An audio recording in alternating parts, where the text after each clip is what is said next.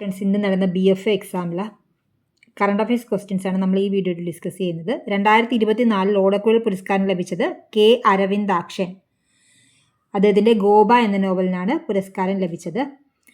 മലയാളത്തിൽ ആദ്യമായി ദാദാസാഹിബ് ഫാൽക്കെ പുരസ്കാരം ലഭിച്ചത് അടൂർ ഗോപാലകൃഷ്ണനാണ്. ഇപ്പോഴത്തെ സുപ്രീം കോടതി ചീഫ് ജസ്റ്റിസ് ആരാണ്? ജസ്റ്റിസ് സൂര്യകാന്താണ് ഇപ്പോഴത്തെ സുപ്രീം കോടതി ചീഫ് ജസ്റ്റിസ്.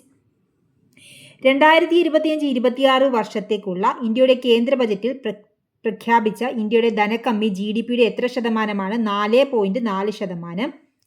2025 നടന്ന ICC ലോക വനിതാ ലോകകപ്പിനെ കുറിച്ച് താഴെ പറഞ്ഞത് ശരിയേത്? കിരീടം നേടിയത് ഇന്ത്യയാണ്. പങ്കെടുത്ത ടീമുകളുടെ എണ്ണം 9 ആണോ? അല്ല, 8 ആണ്. പങ്കെടുത്ത ടീമുകളുടെ എണ്ണം 8 ആണ്. ഏറ്റവും കൂടുതൽ കിരീടം നേടിയ ടീം ഓസ്ട്രേലിയയാണ്. ഏറ്റവും കൂടുതൽ വിക്കറ്റ് 2025 മാരിസൺ കാപ്പ് നേടി. അപ്പോൾ ഏതാ ഉത്തരം വരുന്നത്? ഓപ്ഷൻ സി 1, 3, 4 ശരിയാണെന്നുള്ളതാണ്. താഴെ കൊടുത്തിരിക്കുന്നതിൽ എർത്ത് ഒബ്സർവേഷൻ സാറ്റലൈറ്റ് ഏതാണ് ISRO 2025 മെയ്യിൽ വിക്ഷേപിച്ചത്? മെയ് 18 വിക്ഷേപിച്ചതാണ് EOS 09. EOS 09 ആണ് മെയ് 18 വിക്ഷേപിച്ച ഏതാണ്? Option D EOS 09. യുനെസ്കോയുടെ നേതൃത്വത്തിൽ ഐക്യരാഷ്ട്രസഭ ഏത് വർഷത്തെ അന്താരാഷ്ട്ര ക്വാണ്ടം ശാസ്ത്ര സാങ്കേതിക വർഷമായി തിരഞ്ഞെടുത്തു? 2025.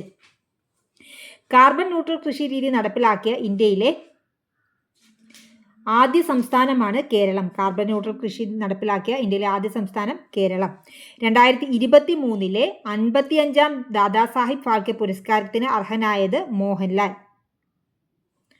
ഉപകാരപ്രദമെങ്കിൽ തീർച്ചയായും ലൈക്ക് ചെയ്യുക, ഷെയർ ചെയ്യുക, സബ്സ്ക്രൈബ് ചെയ്യുക. Thank you for watching.